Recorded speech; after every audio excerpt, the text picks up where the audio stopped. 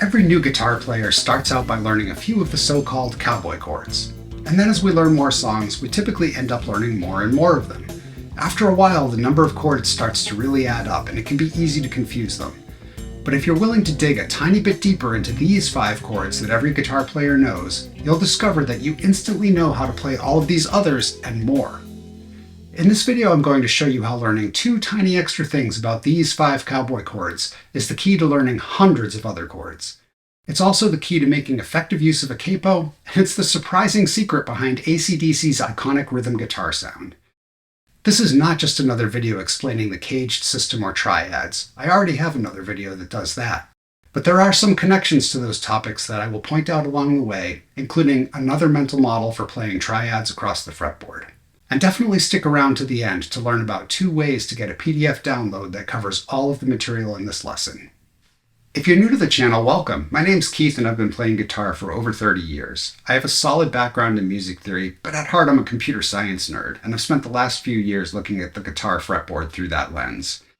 I've made some discoveries that have dramatically reduced how much memorization and practice time I've needed to learn fretboard basics like scales, chords, and arpeggios. And these videos are my way of sharing what I've learned with you. If you like what you see, please hit those like and subscribe buttons, leave me a comment, and check out the resources in the video description. In addition to downloadable PDFs for each video, I've just launched a new Patreon subscription with weekly lessons and a community of guitar players who are learning to understand the fretboard, getting a deeper understanding of iconic solos, and becoming stronger improvisers. Alright, let's dive in. Almost all beginners learn at least 10 basic chords, but 5 of those chords are more fundamental than the others. They happen to be the only 5 major triads you can play in first position using open strings: C, A, G, E, and D. They're called caged chords because the letter names spell that out, and they're part of the caged system, which I do have another full video about. In the intro, I said that if you learn 2 extra things about each of these 5 chords, you can easily use that knowledge to play hundreds of other chords. So what are the 2 things you need to know? Basically just where the roots and thirds are inside these chord shapes and how to manipulate them to change the chord flavor. Let's do a quick aside with some basic music theory. You don't need to remember any of these details, but you might find them helpful. Any major chord, or more specifically a major triad, has just 3 different notes in it. The tri part of triad literally means 3. If I play a C major scale on the B string, the first note I played, a C, is the root of the scale, and it's also the root of a C major chord. Next is the third of the chord. It's called the third because it's the 3rd note in the scale, C, D, and E. So here it's the E note at the 5th fret. The final note's called the 5th, and again it's called the 5th because it's the 5th note of the major scale that starts on the root, C, D, E, F, and G. So G is the 5th of the C major triad. When you hear someone talk about how to spell a chord, it's often in terms of intervals. Here, a major triad is always a root, a major third, and a perfect 5th. You can also spell it in terms of the note names, in this case C, E, and G. For this lesson, you don't need to know all the details about intervals, but if you're interested, I've got a whole video about them that you can check out. Okay, now the cowboy chord voicings for C, A, G, E, and D are usually played with 5 or even all 6 strings, and since there are only 3 notes in the chord, some of those notes have to be doubled. So let's look at the 5 chord voicings and label and color code the notes. I've turned the chord diagrams to be horizontal so they'll line up better with the fretboard in a moment. In all the diagrams in this video, I'll mark the roots as red circles and a number 1, the thirds as green diamonds with a number 3, and the 5ths as blue squares with a number 5. The roots are the most important, so let's start there. As you can see, in each of these chords, there are 2 or 3 root locations, and those locations within the chords are one of the rare things that I highly recommend that you just outright memorize. They come in useful a lot. I don't want to dive too much into the caged system, but it's worth knowing that the locations of these roots in these chords connect together and form something like a backbone across the entire fretboard. It's by far the best framework to build your scale and arpeggio knowledge around. It's all in the other video. In most of these voicings, there's only 1/3, and that's a good thing because chord voicings start sounding really muddy if you have too many voices playing the third. It's one of the main reasons that when we play an open C chord, we usually mute the low E string, and sometimes we play a G at the 3rd fret instead of the open E. because thirds become especially muddy sounding when they're on the lower strings. It's also worth watching out for the third on the D string, and if you're playing with other people or playing with any distortion, it may sound better to mute that string. So use your ears and do what sounds good. It's also worth watching out for this in the open G voicing. Sometimes I mute the A string when I play it to make it a little bit more clear. It's worth noticing that in the open caged chords, the third is always one string higher than a root. That makes them very easy to find. My video on intervals covers this in more depth, but there's always a third up one string and down one fret from any root, unless you have to cross what I call the warp between the G and B strings, in which case the two notes end up on the same fret. I have a whole video on how to think about the warp, and if you haven't seen that, I highly recommend checking it out next. Now, if you know the positions of the roots and thirds inside the chord shape, it's very easy to modify those fingerings to produce other types of chords. You just need to know the formula for changing one chord type into another. In this video, we'll look at the 8 most commonly used chord types.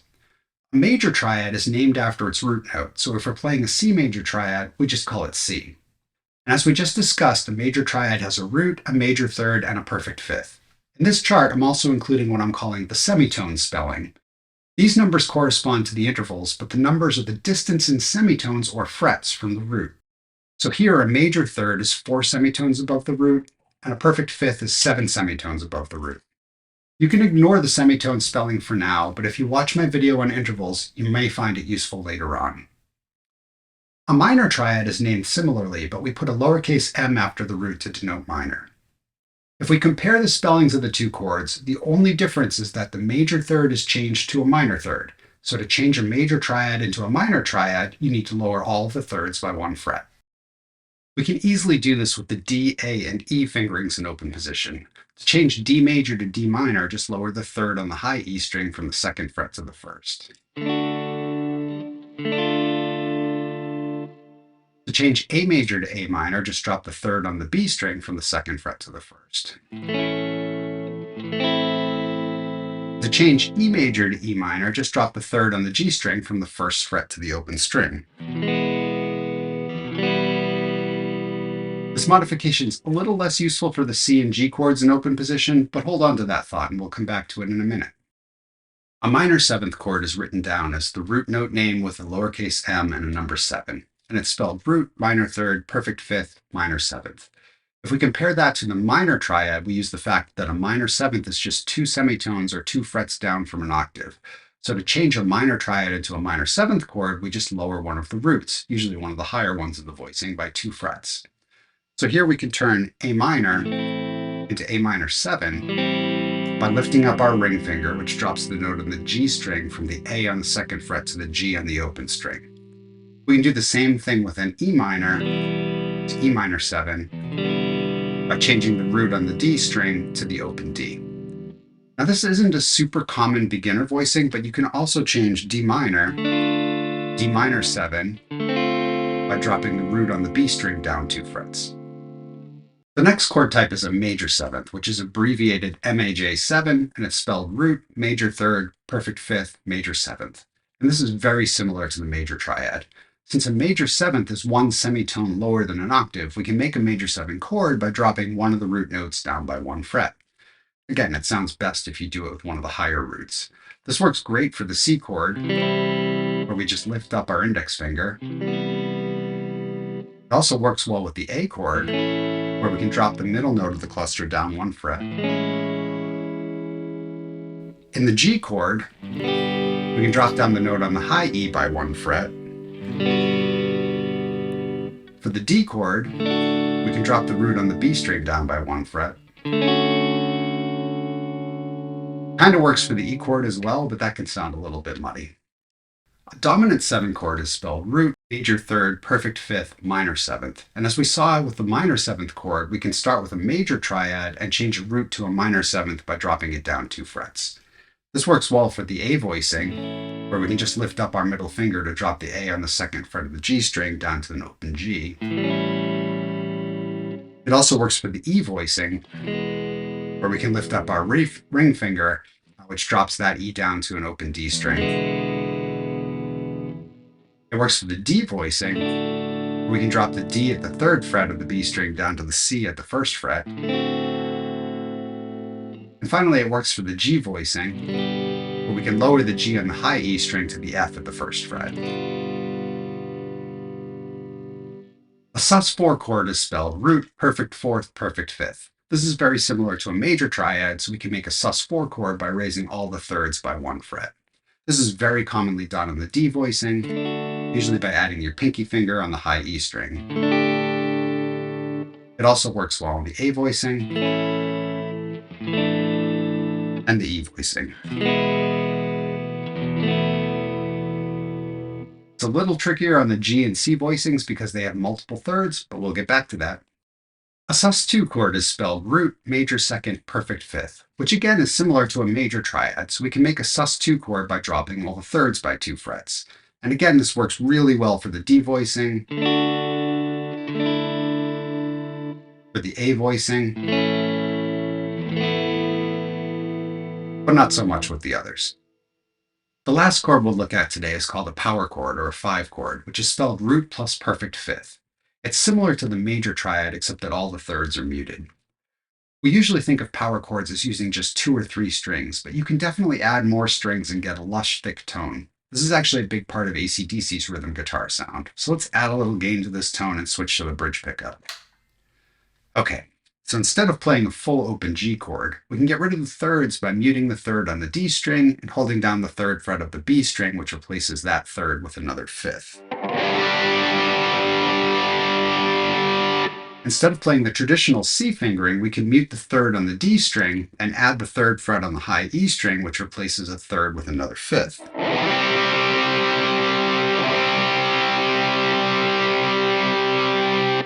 For the E power chord, we just mute the third on the G string.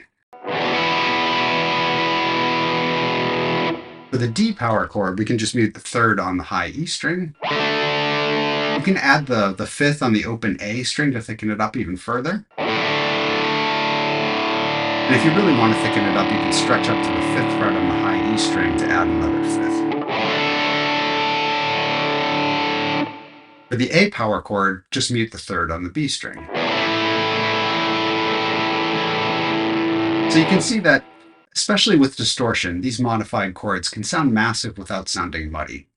They also have the interesting property that because there's no third, it's ambiguous whether the chord is major or minor. It turns out that your brain has heard so much music over time that it almost always fills in the blank for you. So if you were to take an AC/DC song and add back thirds into the chords, if you chose wrong and put a minor third where a major should be, you'd hear it immediately as wrong.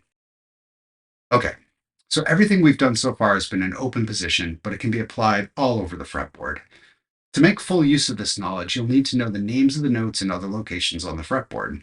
I have a video that gives you 3 strategies for learning them efficiently and 4 ways to integrate them into your practice routine while you're working on other things. So if you don't know the names of the fretboard yet, I recommend checking that out. Let's take a minute to talk about capos. Capo is basically a spare set of fingers that holds down all the strings at the same fret.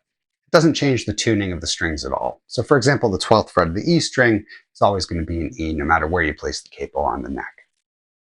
The primary purpose of the capo is to allow you to use the shapes you know for the cowboy chords and their variants to change the root to another note, but keep the fingering and the chord flavor exactly the same. So if I place my capo here at the 5th fret, I can play a C major cowboy chord. But because these roots at the 6th fret of the B string and the 8th fret of the A string are F notes, it's an F major chord. Similarly, if I play an E major shape but lower the 3rd to make it minor, it's a minor chord because of the shape that I'm playing, and the roots at the 5th fret of both E strings and the 7th fret of the D string are all A notes, so this is now an A minor chord. In retrospect, it seems super obvious that it works this way, but I have to admit I played guitar for a long time before it really clicked for me, probably because I didn't learn the names of all the notes for way too many years. Incidentally, if you don't already have a capo that you're happy with, I use and recommend the G7th Performance Capo 3. It's about $40, so it's not cheap, but one of the big problems with many capos is that they squeeze too hard on the strings and mess up your tuning. This one presses down only as hard as you squeeze it, so it's easy to keep things more in tune.